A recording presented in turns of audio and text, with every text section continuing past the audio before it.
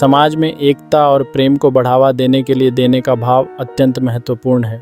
जब लोग एक दूसरे की मदद करते हैं तो यह न केवल उनके रिश्तों को मजबूत करता है बल्कि समाज की सामूहिकता को भी बढ़ाता है। उदाहरण के लिए, जब कोई व्यक्ति अपने आसपास के लोगों की आवश्यकताओं को समझता है और सहायता करता है तो यह न सिर्फ उस व्यक्ति को खुशी देता है बल्कि समाज में सकारात्मक ऊर्जा का संचार करता है। इसके विपरीत लेने के भाव से संघर्ष उत्पन्न होता है। जब लोग केवल अपने व्यक्तिगत लाभ के लिए विचार करते हैं तब समाज में तनाव और असहमति बढ़ती है। यह भावनाएं प्रतिस्पर्धा और ईर्ष्या को जन्म देती हैं जो अंततः सह अस्तित्व में बाधा डालती हैं।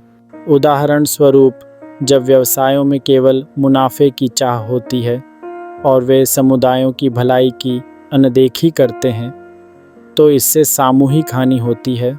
इसलिए हम देख सकते हैं कि देने का भाव सामूहिकता और समर्पण का प्रतीक है।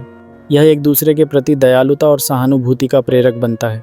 समाज में एकता तब संभव होती है जब लोग सोचते हैं कि उनका उद्देश्य दूसरों के जीवन को बेहतर बनाना है।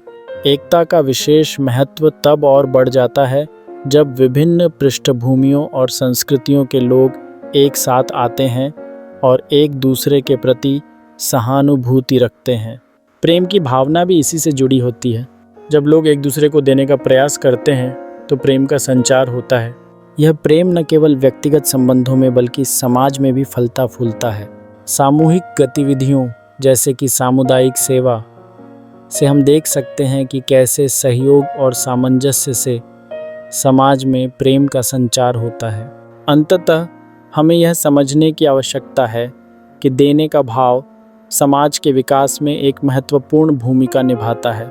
जब हम देने के प्रति सच्चे होते हैं तब हम न केवल अपने आसपास के लोगों में प्रेम और एकता पैदा करते हैं बल्कि अपने समाज को भी एक नई दिशा देते हैं।